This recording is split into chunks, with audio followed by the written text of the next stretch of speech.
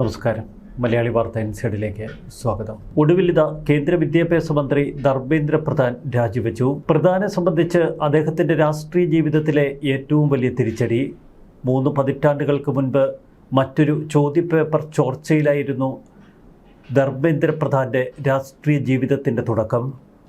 1997 ഒഡീഷയിൽ കോൺഗ്രസ് ഭരണകാലത്ത് ചോദ്യപേപ്പർ ചോർന്നപ്പോൾ അവിടുത്തെ സെക്രട്ടേറിയറ്റിന് മുന്നിൽ 1500-ലധികം വിദ്യാർത്ഥികളെ അണിനിരത്തി നയിച്ച ഒരു സമരം. അന്ന് ABVP ദേശീയ ജനറൽ സെക്രട്ടറി ആയിരുന്നു പ്രധാൻ.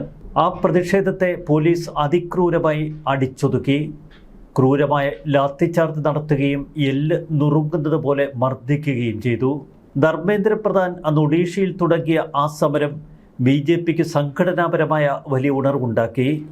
പിന്നീട് Dharmendra Pradhan BJP നേതൃത്വത്തിലേക്കെത്തി. ABVP RSS പ്രവർത്തന പാരമ്പര്യം. പിന്നീട് പ്രധാനമന്ത്രി നരേന്ദ്രമോദിയുടെയും അമിത്ഷായുടെയും ഏറ്റവും വലിയ വിശ്വസ്തനായി. എന്നാൽ കാലം തിരിച്ചുവെച്ച മറ്റൊരു വിധി, നീറ്റ് ചോദ്യപേപ്പർ ചോർച്ചയും പരീക്ഷാ ക്രമക്കേടുകളും. രാജ്യമൊട്ടാകെ പ്രതിഷേധ കൊടുങ്കാറ്റുയർന്നപ്പോൾ ഒടുവിൽ ധർമ്മേന്ദ്ര പ്രധാന് രാജിവെക്കുക മാത്രമേ മുന്നിൽ നിർവാഹമുള്ളൂ. BJPയെ സംബന്ധിച്ച് ധർമ്മേന്ദ്ര പ്രധാന്റെ രാജിയേക്കാൾ അവരെ അലട്ടുന്നത് ഈ പ്രക്ഷോഭം മറ്റൊരു തലത്തിലേക്ക് തിരിയാതിരിക്കാനുള്ള ശ്രദ്ധാപൂർവമായ നീക്കങ്ങൾ.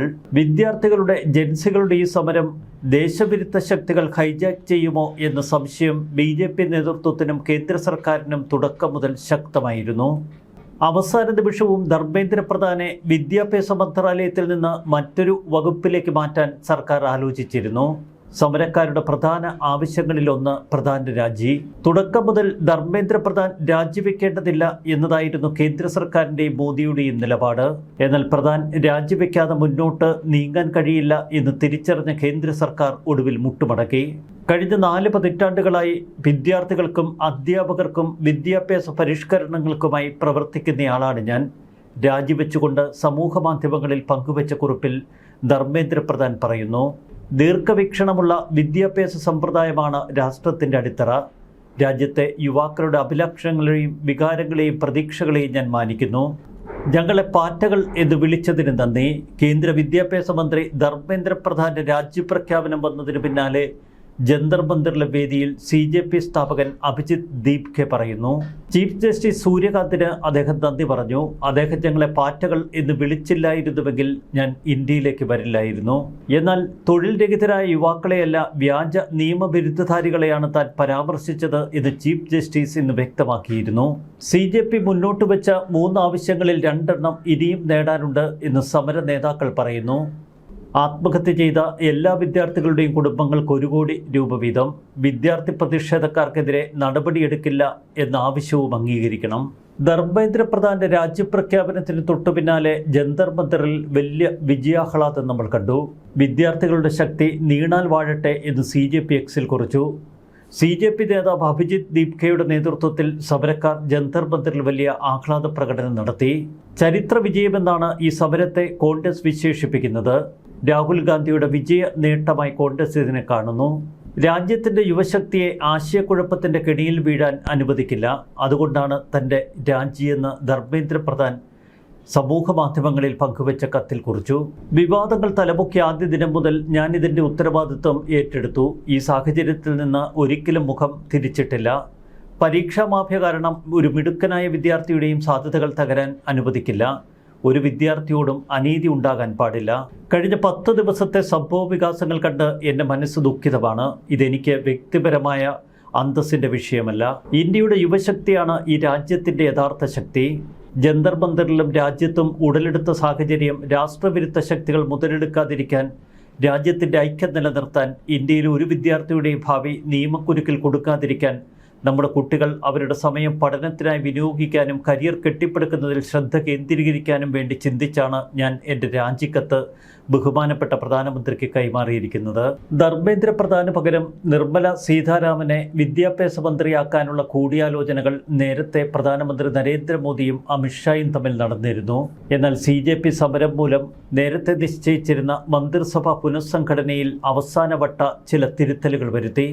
എല്ലാറ്റിനുമൊടുവിൽ ധർമ്മേന്ദ്ര പ്രധാന്റെ വകുപ്പ് മാറ്റത്തിന് പകരം ധർമ്മേന്ദ്ര പ്രധാൻ രാജിവെക്കട്ടെ എന്ന തീരുമാനത്തിൽ പ്രധാനമന്ത്രി എത്തി. പ്രധാനി ഇപ്പോൾ മന്ത്രിസ്ഥാനത്ത് നിന്ന് ഒഴിവാക്കുന്നത് CJP സമരത്തിന് മുന്നിൽ മുട്ടുമടക്കി എന്ന ധാരണ പരത്തുമെന്നതായിരുന്നു ആദ്യം കേന്ദ്ര സർക്കാരിന് മുന്നിലുണ്ടായിരുന്ന ആശങ്ക. തൽക്കാലം അതുതന്നെയാണ് നല്ലത് എന്ന് BJP നേതൃത്വം കണക്കുകൂട്ടി. ഇക്കാര്യം RSS നേതൃത്വവുമായി അവർ ചർച്ച ചെയ്തു. ഇതിനെ തുടർന്നാണ് ഏറ്റവും ശക്തമായ തീരുമാനത്തിലേക്ക് കേന്ദ്ര സർക്കാർ എത്തുന്നത്. ധനമന്ത്രി നിർമ്മല സീതാരാമന് പകരം മുൻ RBI ഗവർണർ ശക്തികാന്ത ദാസ് മന്ത്രിയാകുമെന്നാണ് ഇപ്പോൾ പുറത്തുവരുന്ന സൂചനകൾ. രഘുറാം രാജന് പകരം ശക്തികാന്ത ദാസ് RBI ഗവർണറായിരുന്നു. ആ ചുമതലയിൽ നിന്നൊഴിഞ്ഞപ്പോൾ പിന്നീട് മോദിയുടെ പ്രിൻസിപ്പൽ സെക്രട്ടറിയായി.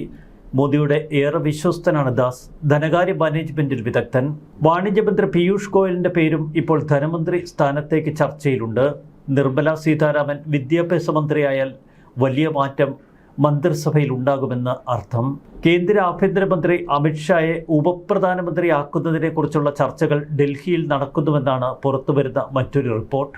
കേന്ദ്ര ഭരണകൂടം തുടക്കം മുതൽ ശക്തമായ നിലപാടിൽ തന്നെയായിരുന്നു. വിദ്യാഭ്യാസ മന്ത്രിയെ കൈവിടില്ല എന്ന ഉറച്ച തീരുമാനം. എന്നാൽ വിദ്യാർത്ഥികളുടെയും യുവാക്കളുടെയും ശക്തമായ ആവശ്യങ്ങൾക്ക് മുന്നിൽ തൽക്കാലം ധർമ്മേന്ദ്ര പ്രധാൻ രാജിവെക്കുന്നതാണ് നല്ലത് എന്ന് പ്രധാനമന്ത്രി നരേന്ദ്രമോദിക്കും തോന്നി. ധർമ്മേന്ദ്ര പ്രധാൻ രാജിയല്ലാതെ മറ്റൊരു വിട്ടുവീഴ്ചയ്ക്കും തയ്യാറല്ല എന്ന ഉറച്ച നിലപാടിലായിരുന്നു സമരക്കാർ. ഡൽഹിയിൽ നിന്ന് സമരക്കാരെ പായിക്കണമെങ്കിൽ പോലീസിന്റെ ശക്തമായ ഇടപെടൽ വേണ്ടിവരും. അതൊരുപക്ഷെ ഏറെ ജീവനുകൾ നഷ്ടപ്പെടാനുള്ള സന്ദർഭവുമൊരുക്കും. വിദ്യാർത്ഥി രോഷം രാജ്യവ്യാപകമായി ആളിക്കത്തിക്കാൻ മറ്റ് ചില കേന്ദ്രങ്ങൾ ഇതിനിടയിൽ ആസൂത്രിത ശ്രമവും തുടങ്ങി. കേന്ദ്ര വിദ്യാഭ്യാസ മന്ത്രി ധർമ്മേന്ദ്ര പ്രധാനെ പുറത്താക്കാൻ സർക്കാർ തയ്യാറല്ലെങ്കിൽ കൂടുതൽ ചർച്ചകൾ നടത്തിയിട്ട് കാര്യമില്ല എന്ന നിലപാടായിരുന്നു ഇന്ന് രാവിലെ CJP നേതാക്കൾക്ക്. ധർമ്മേന്ദ്ര പ്രധാന്റെ രാജിയിൽ വിട്ടുവീഴ്ചയില്ല എന്നാണ് സർക്കാരിന്റെ നിലപാടെങ്കിൽ കൂടുതൽ ചർച്ചകളില്ല എന്ന് രാവിലെ CJP വ്യക്തമാക്കിയിരുന്നു.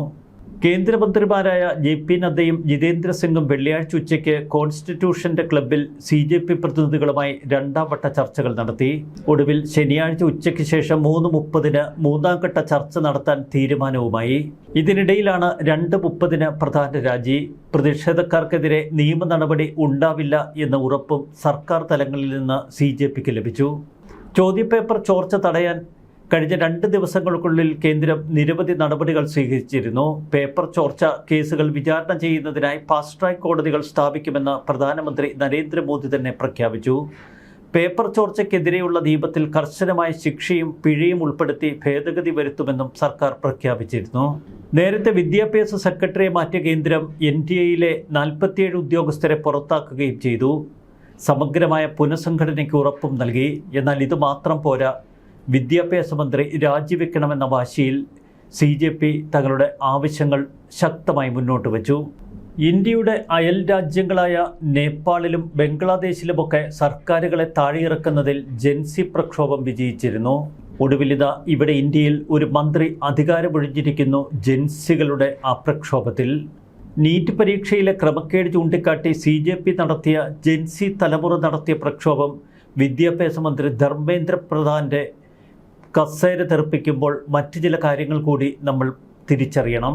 ഭരണകൂടത്തോടുള്ള അതൃപ്തിയും രോഷവും തങ്ങളുടേതായ ഭാഷയിൽ രേഖപ്പെടുത്തി നേപ്പാളും കെനിയയും ബംഗ്ലാദേശും ഒടുവിൽ ഇന്ത്യയും ഉൾപ്പെടെ ലോകമെമ്പാടും പ്രതിഷേധങ്ങളുടെ പുതുതരംഗമാണ് ജൻസി തീർക്കുന്നത്.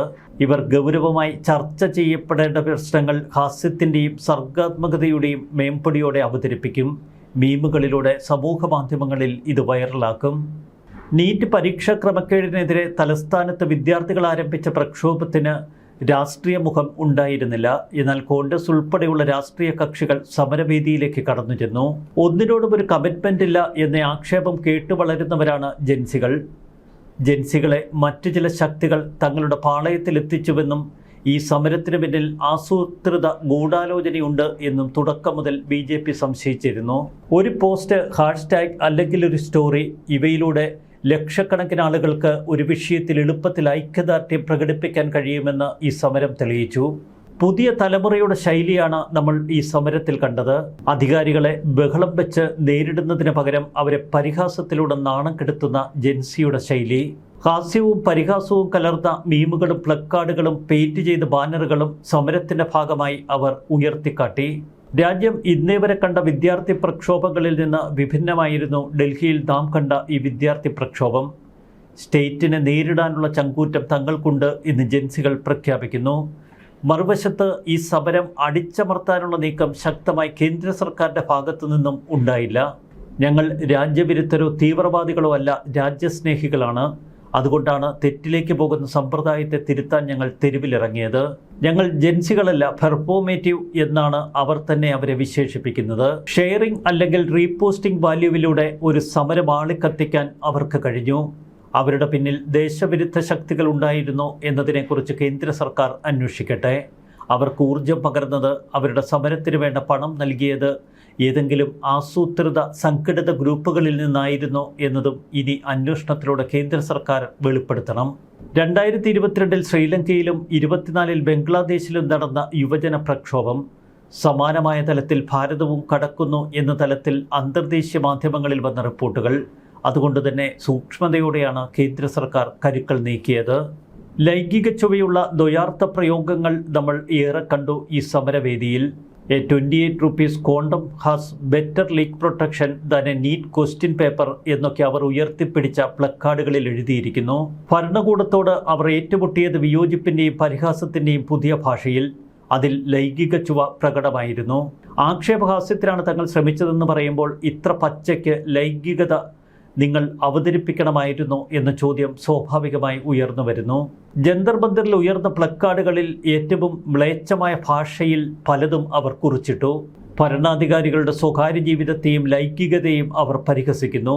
A new position where I am at top and doing nothing. അധികാരം വേണം, പക്ഷേ അത് പ്രയോജനകരമാകുന്ന രീതിയിൽ ഉപയോഗിക്കാൻ അറിയില്ല എന്നാണ് ഈ പ്ലക്കാർഡുകളിലൂടെ അവർ അവതരിപ്പിച്ചത്. മോദിജി നിങ്ങളുടെ അടിവസ്ത്രത്തിന്റെ ഹുക്കിടു, അഴിമതി കാണാനാകുന്നുണ്ട് എന്നൊക്കെ പ്ലക്കാർഡുകളിൽ എഴുതി വച്ചിരിക്കുന്നു. ഇറ്റാലിയൻ പ്രധാനമന്ത്രി മെലോനിയും മോദിയും തമ്മിലുള്ള സൗഹൃദത്തെ പരിഹസിച്ചും പ്ലക്കാർഡുകൾ വിദ്യാർത്ഥികൾ ഉയർത്തി. ഞങ്ങൾ വിദ്യാർത്ഥികളായതുകൊണ്ടാണ് മർദ്ദിച്ചത്, മെലോനി ആയിരുന്നെങ്കിൽ ഇപ്പോൾ ആ കൈക്കുള്ളിൽ ആയിരുന്നേനെ എന്നൊക്കെയാണ് പ്ലക്കാർഡുകളിൽ എഴുതിയത്. മെലോനിമാണ് മോദിജി ബ്ലോക്ക് ചെയ്യണം, ആളത്ര നല്ലതല്ല എന്നൊക്കെ അവിടെ ഉയർന്ന പ്ലക്കാർഡുകളിലുണ്ട്. ഹൈപ്പർ മാസ്കുലിനിറ്റിയുടെ മുഖമടച്ചുള്ള പ്രഹരം എന്നൊക്കെ ചിലർ ഇതിനെ വിശേഷിപ്പിക്കുമ്പോൾ ഇത് പച്ചയ്ക്ക് ലൈംഗികത വിളമ്പലായി.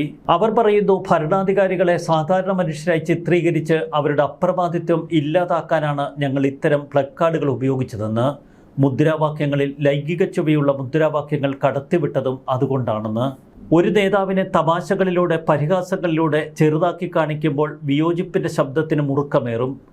ഇത്തരം മുദ്രാവാക്യങ്ങളിലൂടെ അധികാരികൾക്കും തങ്ങൾ സാധാരണ മനുഷ്യരെ പോലെ കുറവുള്ളവരാണ് എന്ന തോന്നലുണ്ടാവും. ഇതൊക്കെയാണ് ജൻസികളുടെ വിശ്വാസം.